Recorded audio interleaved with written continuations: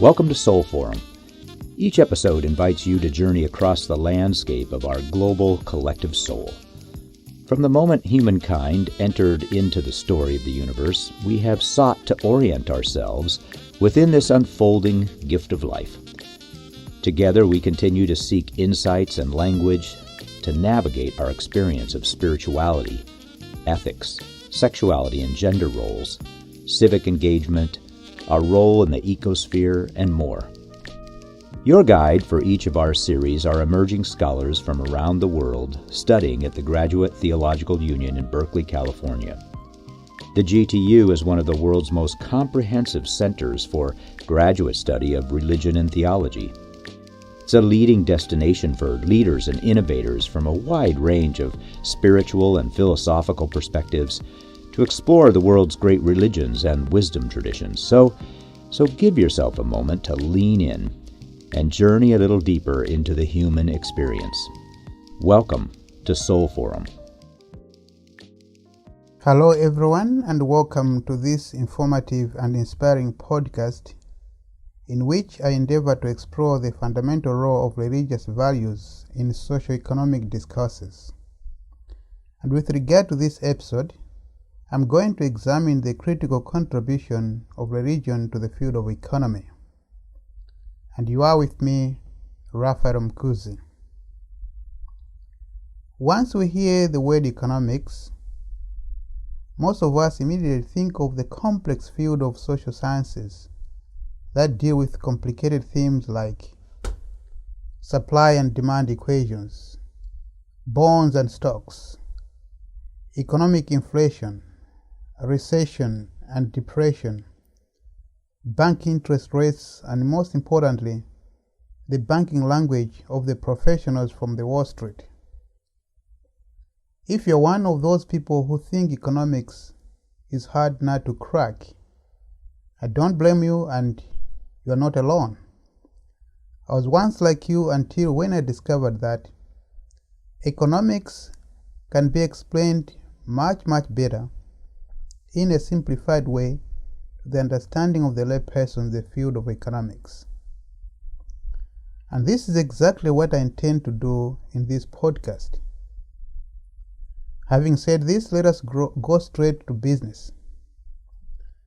Once upon a time, way back when I was an undergrad, my professor in social communication taught us that there are two types of speakers. The first group of speakers are those who speak just for the sake of speaking, and they don't care who understands what they say. And the second group of speakers is of those who speak to communicate. And he continued to say that those who speak to communicate always remember three principles. The first principle is promise the people what you want them to hear. And the second principle is say what you have promised. And third principle, shut up your mouth and go. Following these three principles, I have decided to divide this episode into three parts. In the first part, I will be discussing economics through the lens of contemporary understanding as a scientific discipline. And in the second part, I will explore the roots of economics through the lens of religious wisdom. And in the third part, I'll be comparing and contrasting the two economic perceptions and eventually explain the proper understanding of economic justice. And the theme of our discussion today is entitled Beyond Capitalism, Socialism and Welfare Economy, Working Towards a Profound Economic Justice. To begin with, in these contemporary times, the word economy is understood from the context of political economy, and it implies the network of institutions and arrangements directed towards using scarce resources of a certain organization.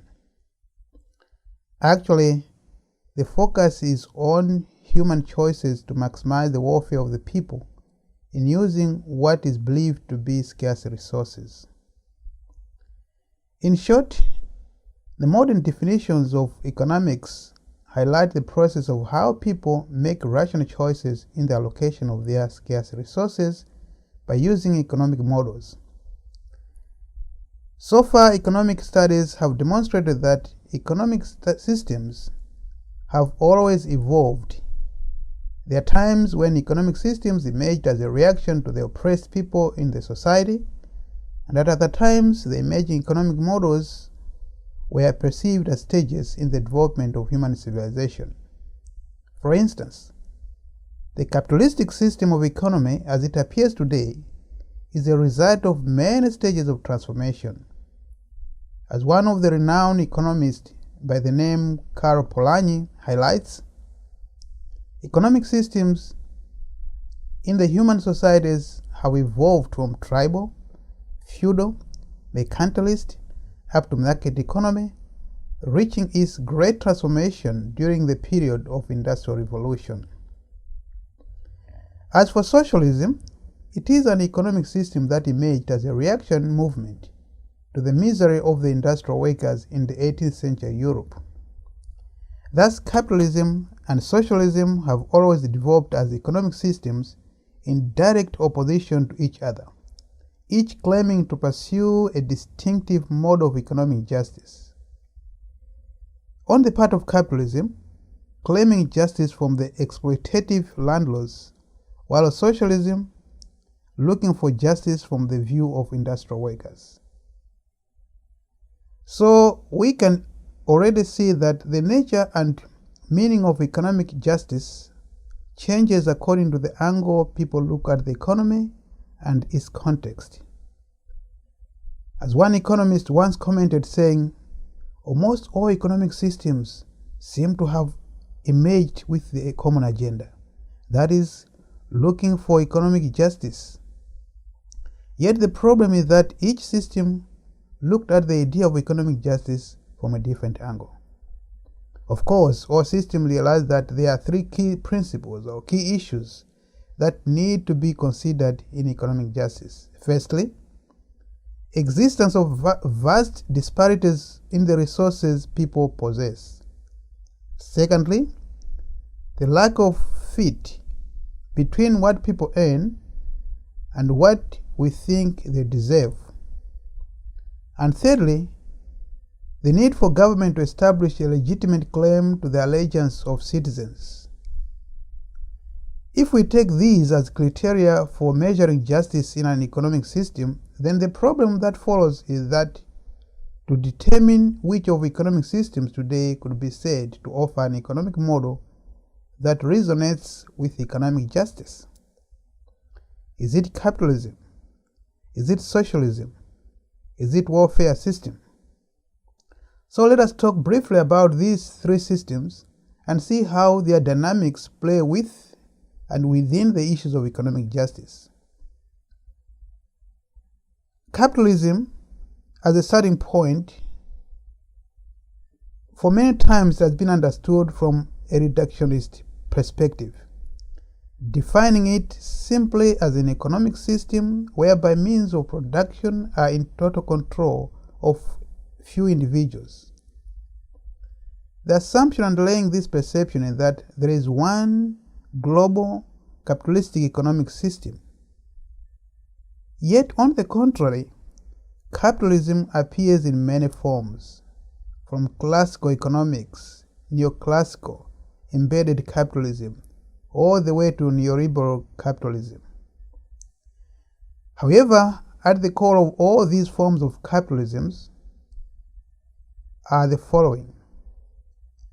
There is emphasis on the ownership of private property, individual liberty, infinite capital accumulation, wage labor, competitive free market, financial globalization, and technological advancement.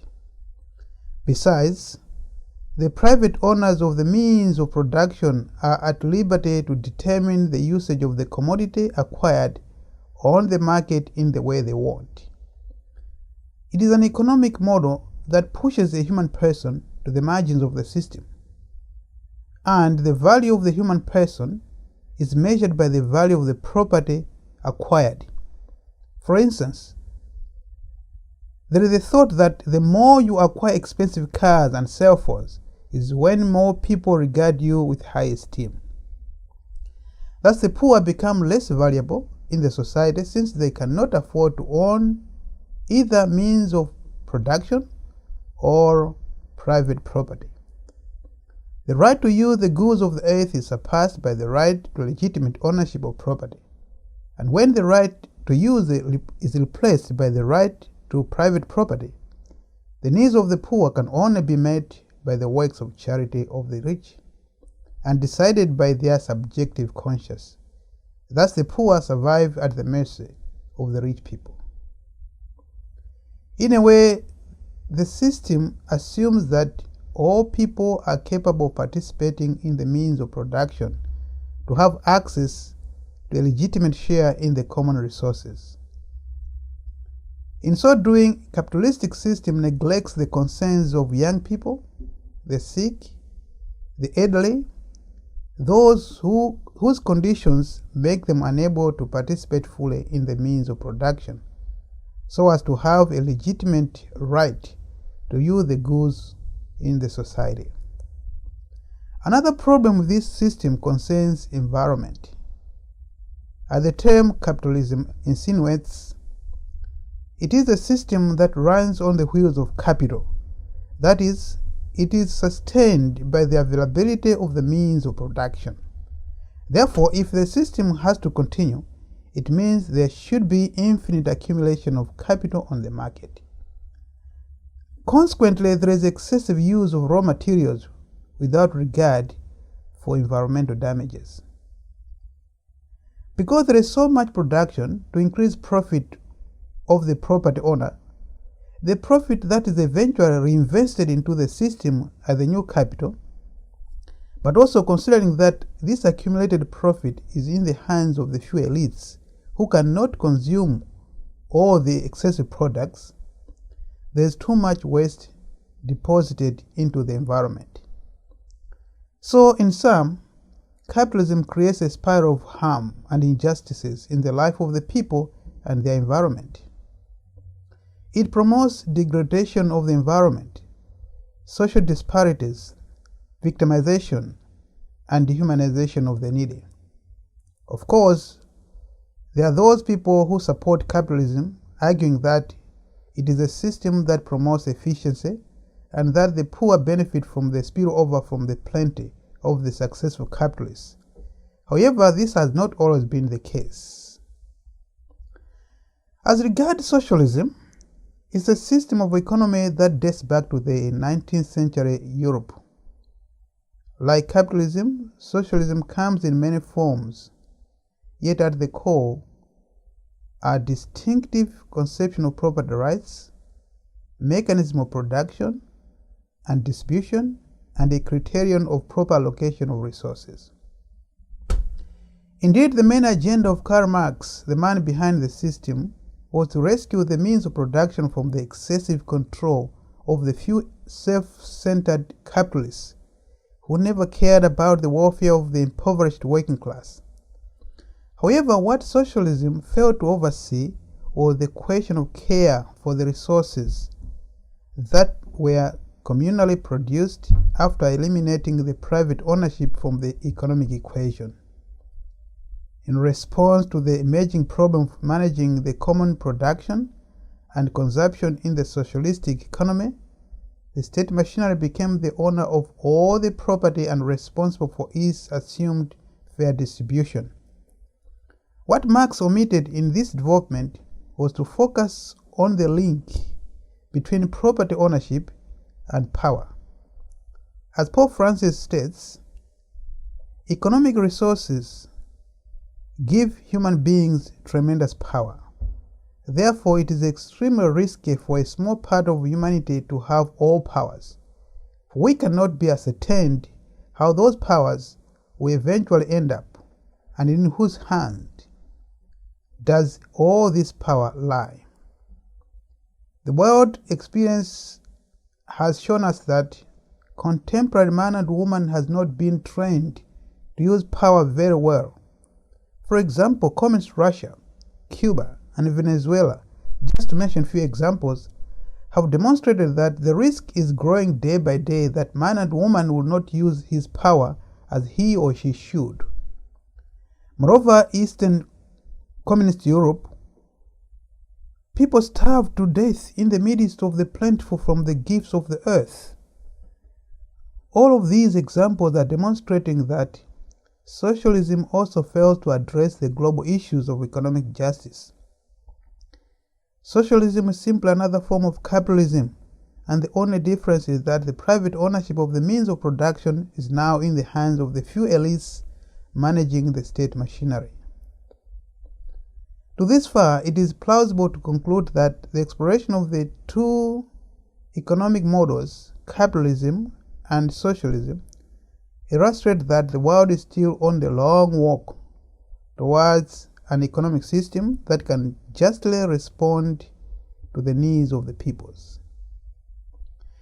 As alluded to before, extreme capitalistic and socialistic economic systems fail in so many ways to address the issues of economic justice. About capitalism, the world continues to experience a yawning gap between the haves and have-nots.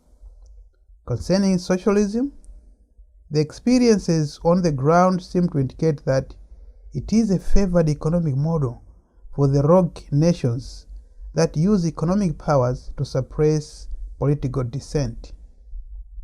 It is for this reason countries like the United States of America and the Scandinavia are in some way trying to look beyond socialism and capitalism. The birth of the new economic paradigm beyond capitalism and socialism can be traced back to the observations made by a Dutch economist called Jan Tubingen. Tubingen noted that the two systems, namely capitalism and socialism, are no longer confined to their geographic corners of the world. Rather, what used to be the Western and the Eastern economic models were slowly moving closer to one another and sharing some economic trends. This is what he called the convergence of economy. This convergence slowly grew into what became a mixed economy or welfare state models. And this is a system that attempts to merge the positive elements of capitalism and socialism. Some have argued saying welfare system is a better option compared to capitalism and socialism. One of the arguments states that welfare state maximizes well-being of people, giving them what they deserve and protecting their liberty, while other contends that the system compels the state to distribute resources to the citizens in their need, so that each person has the basic minimum and that nobody lives a destitute life. This distribution is done by using state resources collected through tax revenue and without limiting individual talents and skills. And the system gives space to inevitable differences in resource. In short, the welfare state economy is a market system with a guaranteed flow of income and goods, a level below which no one would fail. Unfortunately, this hybrid lacks proper and specific economic principles that could assure reliable means of economic justice for all peoples in the society. For instance, there is no upper limit on how much people may possess, thus allowing for the infinite accumulation of capital that results in environmental degradation. Moreover, the measures of relief that the state uses to provide the needs of the poor lacks the concept of sustainability. If human progress has to be sustainable and liberating, the poor are supposed to be offered the emergency relief as well as the opportunity to survive on their own. Of course, some of the people who benefit from the welfare system are the elderly, children, and the sick, the groups of people who are unable to survive on their own. Nevertheless, the system is at risk of being abused by those who are capable but hold positions of power, and also the lazy people who willingly decide not to participate in the means of production. So to this extent, we see that the world is still pending and hasn't successfully found a solution in economic justice. Then the question should be, what could be a genuine alternative economic model that is able to pursue the proper understanding of economic justice? Now let us see how profound economic justice can be achieved. The notion of economic justice can well be explained in the context of the concept of the common good. Indeed, the idea of the common good can be traced in many religious traditions. And at the core of these discussions is the concept of the common destination of the goods. The common good highlights the rights of all people on the planet Earth have to use the earthly resource. In Christian tradition, the common good underscores the idea that all people have the right to use goods of the earth which God has created. Basically, Christian traditions regard the Holy Scriptures as the foundation of the concept of the common good and economic justice. According to creation story, God gave responsibility to human beings to make use of nature for their sustenance. As I quote from the book of Genesis 1 verse 29, "And God said, Behold, I have given you every herb-bearing seed upon the earth, and all trees that have in themselves seed of their own, to be your meat." Besides, God commanded them to be good stewards of all the creation, as Holy Scripture purports, "And the Lord God took human beings and put them into the paradise of pleasure, to till it and to keep it." You can check that in Genesis 2, verse 15.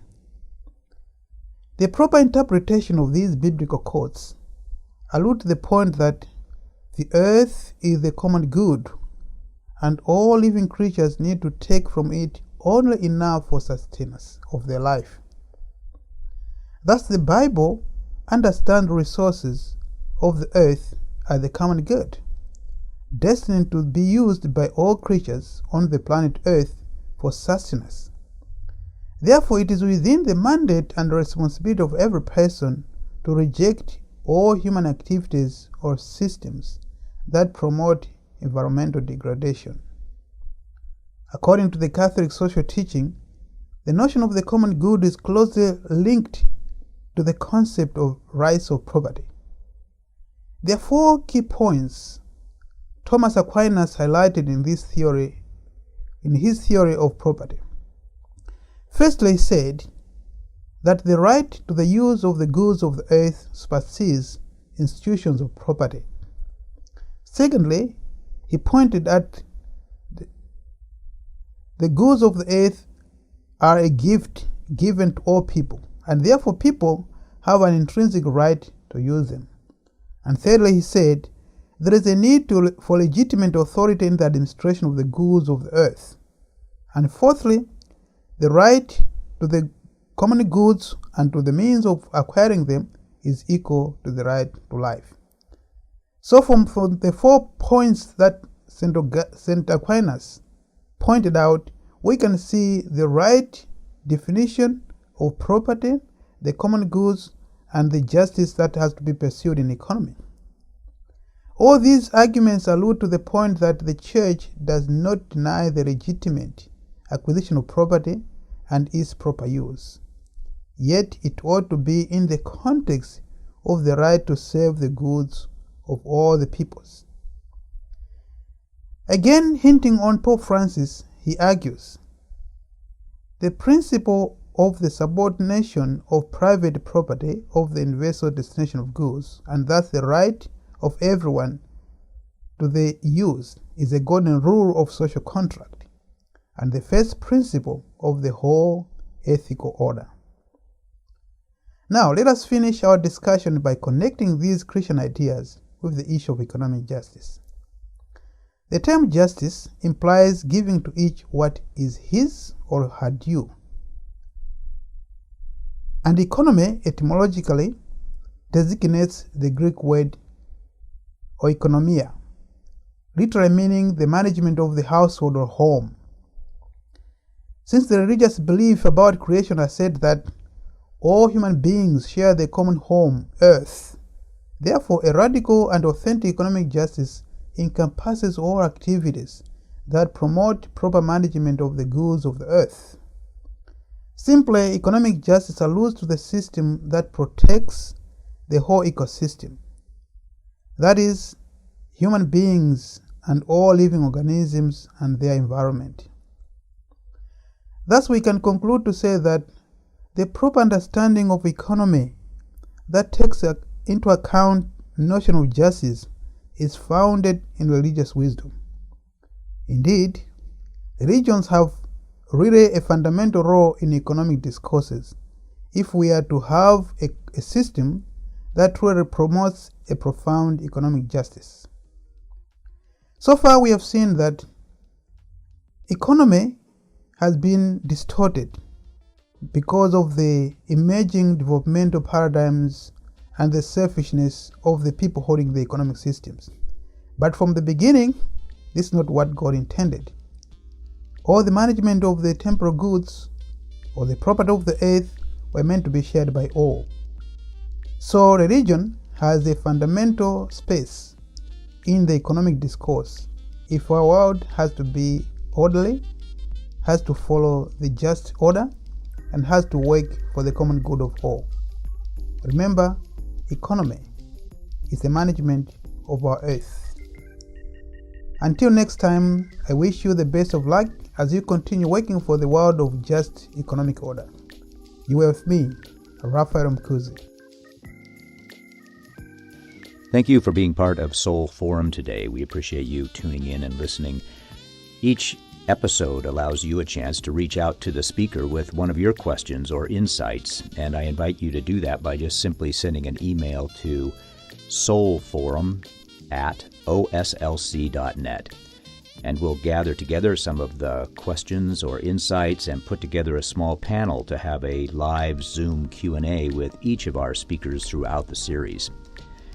My hope is that as you've listened to this podcast, that it can help you navigate your own soul's journey, as all of us are, in a sense, given the opportunity really to engage our life experience, not just through our mind and our bodies, but also through the way in which we express spirit in the world.